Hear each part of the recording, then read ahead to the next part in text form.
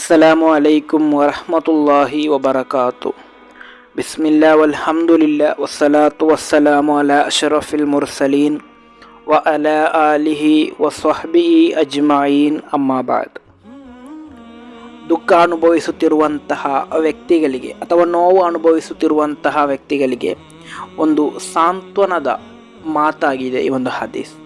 ಇನ್ನು ಮುಂದೆ ಈ ಹದೀಸ್ನಲ್ಲಿ ಹೇಳುವಂತೆ ನೀವು ಮಾಡುವುದಾದರೆ ನಿಮ್ಮ ಜೀವನದಲ್ಲಿ ದುಃಖವೋ ನೋವೋ ನೀವು ಅನುಭವಿಸಬೇಕೆಂದಿಲ್ಲ. ಇನ್ಶಾ ಅಲ್ಲಾಹ್ ಅದಕ್ಕೆಲ್ಲದಕ್ಕೂ ಕೂಡ ಪರಿಹಾರ ಈ ಒಂದು ಹದೀಸ್ನಲ್ಲಿದೆ.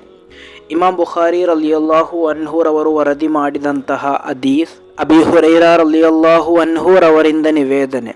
ಅನ್ನಬಿಯನ್ ಸಲ್ಲಲ್ಲಾಹು ಅಲೈಹಿ ವಸಲ್ಲಂ ಕಾಲ, ಪ್ರವಾದಿ ಸಲ್ಲಲ್ಲಾಹು ಅಲೈಹಿ ವಸಲ್ಲಮರು ಹೇಳಿದರು, ಕಾಲಲ್ಲಾಹು ತಬಾರಕ ವ ತಆಲ, ಖಂಡಿತವಾಗಿಯೂ ಅಲ್ಲಾಹನು ಹೇಳ್ತಾನೆ, ಅಂದರೆ ಕುದ್ಸಿಯಾದಂತಹ ಹದೀಸ್ ಆಗಿದೆ. ಅನ ಮಅ ಅಬ್ದಿ, ನಾನು ನನ್ನ ದಾಸರೊಂದಿಗೆ ಇರ್ತೇನೆ.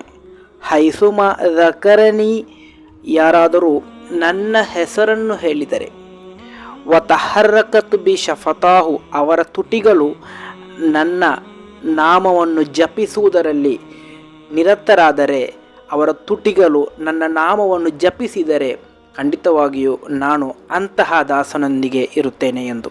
ಅಂದರೆ ಅಲ್ಲಾಹನ ಸಹಾಯ, ಅಲ್ಲಾಹನ ನೋಟ ನಮಗೆ ಇರಬೇಕಾದರೆ ನಾವು ಮಾಡಬೇಕಾದದ್ದು ಅಲ್ಲಾಹನ ನಾಮವನ್ನು, ಅಲ್ಲಾಹನ ವಿಕ್ರನ್ನು ಅದು ನಿರಂತರವಾಗಿ ನಮ್ಮ ತುಟಿಗಳಿಂದ, ನಮ್ಮ ಬಾಯಿಯಿಂದ ನಾವು ಅದನ್ನು ಹೇಳ್ತಾ ಇರಬೇಕು.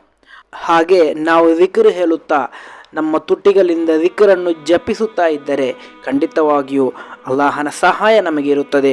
ಅಲ್ಲಾಹನ ಸಹಾಯ ನಮಗಿರುವುದರಿಂದ ನಮ್ಮ ಜೀವನದಲ್ಲಿ ನಾವು ನೋವು ಅನುಭವಿಸಬೇಕಾದಂತಹ, ದುಃಖ ಅನುಭವಿಸ್ತಿರಬೇಕಾದಂತಹ ಒಂದು ಅವಸ್ಥೆ ನಮಗೆ ಬರುವುದಿಲ್ಲ.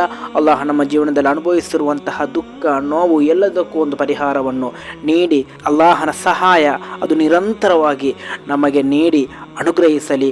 ಅಲ್ಲಾಹನ ಜಿಕ್ರನ್ನು ಜಪಿಸುವಂತಹ ತುಟಿಗಳು, ನಾಲಗೆ, ಬಾಯಿ ಅದು ನಮ್ಮದಾಗಿರಲಿ. ಅಲ್ಲಾಹನ ತೌಫೀಕ್ ನೀಡಿ ಅನುಗ್ರಹಿಸಲಿ. ಅಸ್ಸಲಾಮು ಅಲೈಕುಂ ವರಹಮತುಲ್ಲಾಹಿ ವಬರಕಾತು.